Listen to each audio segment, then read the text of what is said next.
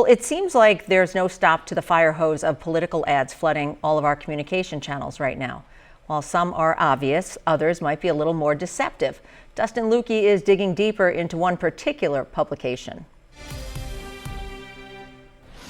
Yeah, you might have noticed something like this in your mailbox over the past several weeks. It looks and feels like a small newspaper, but is it? With the help of a local expert, we're taking a closer look. They look like normal newspapers and even claim to be filling a void left by cuts to local news organizations.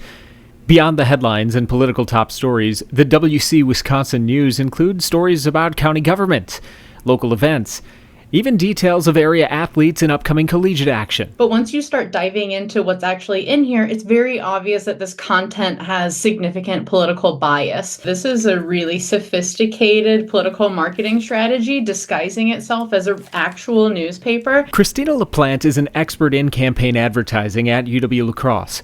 She says there are some telltale signs that mailers like these are not newspapers that adhere to any journalistic standards, but rather periodicals attempting to influence the vote on Tuesday. One of the key giveaways that this isn't an authentic newspaper is that there's no advertising. So where's the revenue coming from? Analysis from the political spending tracking site Open Secrets indicates that during the 2020 election, the paper's publisher was part of a media network that received hundreds of thousands of dollars from Restoration PAC, a conservative political action committee. There's also a lack of transparency on who's actually creating the content.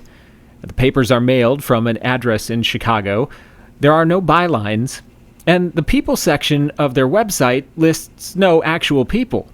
LaPlante's best advice to voters when evaluating whether something is actually news or an elaborate political ad parading as such? The number one thing I tell everyone to look out for is this making me feel an intense emotional reaction? Because very oftentimes there's a motivation behind trying to elicit that emotional reaction, and we have to be mindful of whether that has our best interest in mind or not. LaPlante added that the motivation behind mailings like this could be to either drive support for a particular candidate, or they can cast doubt for the people who would otherwise support the candidate targeted, therefore trying to drive down turnout. Thanks, Dustin. Well, we reached out several times to the only contact given for that publication, asking about its funding and contributors, but we did not receive a reply.